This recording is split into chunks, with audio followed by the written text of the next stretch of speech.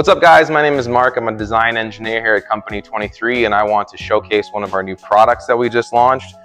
I think we're all very familiar with these black plastic alignment tools that are seemingly in everyone's toolbox. They are not without their own fair share of problems, however.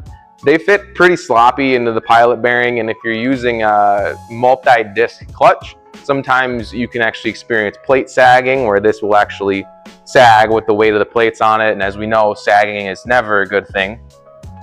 So we're going to get rid of that. And instead, what I have to introduce to you is this. This is the new Company 23 Subaru clutch alignment tool. It is machined out of a 6061 T6 aluminum with a very specific anodizing on the surface to mitigate any surface wear from sliding in and out of the friction disc. It also has a barbell style knurling on it, so if you have a gloved hand or some sort of oil on your hands and you go to pull this out of your clutch, you don't experience any slippage. And then a nice design feature that we built in as well is the actual grip nub on the end of this is smaller than the ID of the friction disc.